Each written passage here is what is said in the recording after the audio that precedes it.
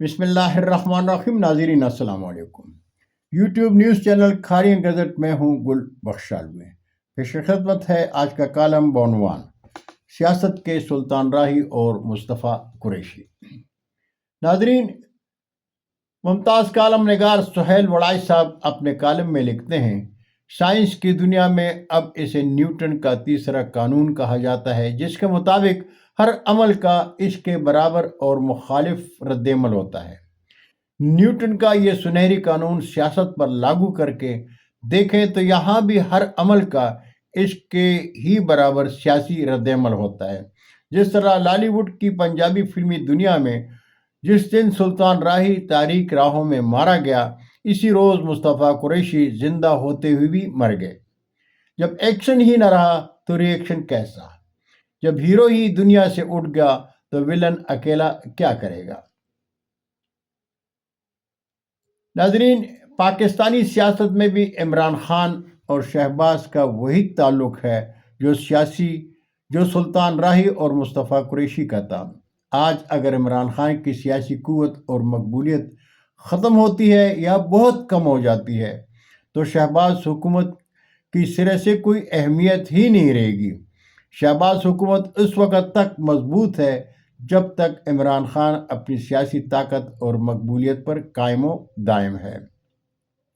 اس مثال کو مزید سمجھنے کے لیے یہ تاریخی واقعہ بیان کیا جا سکتا ہے جس دن نون لیگ نے لاہور ہائی کورٹ کے جسٹس قیوم کے ذریعے بے نظیر بھٹو کو نااہل کیا تھا اور سزائیں سنائی تھی. اسی دن تقدیر نے نواز شریف کے اقتدار پر بھی سرخ دائرہ لگا دیا تھا. دلچسپ بات یہ ہے کہ یہی بات نواز شریف کو اس وقت ان کے منہ پر بھی بتا دی گئی تھی کہ بے نظیر بھٹو کی سیاست کا خاتمہ آپ کی سیاست کو بھی زوال پذیر کر دے گا، کیونکہ ہر عمل کا رد عمل ہوتا ہے.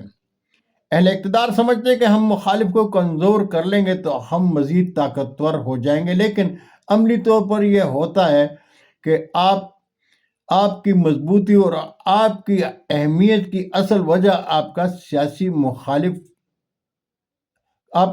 مخالف ہوتا ہے، آپ خود نہیں. اس لیے کہتے ہیں کہ دنیا کے بڑے سیاستدان اپنے مخالف کو بھی مضبوط رکھتے ہیں، بلکہ اس کا انتخاب بھی خود کرتے ہیں اور بظاہر مخالفت کرتے ہوئے اندر سے اسے مضبوط بھی کر رہے ہوتے ہیں. اس ساری طویل کہانی سنانے کا مقصد یہ ہے کہ شہباز حکومت کے طوطے کی جان عمران خان میں ہے.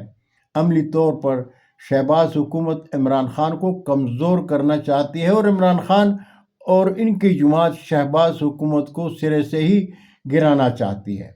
نیوٹن کے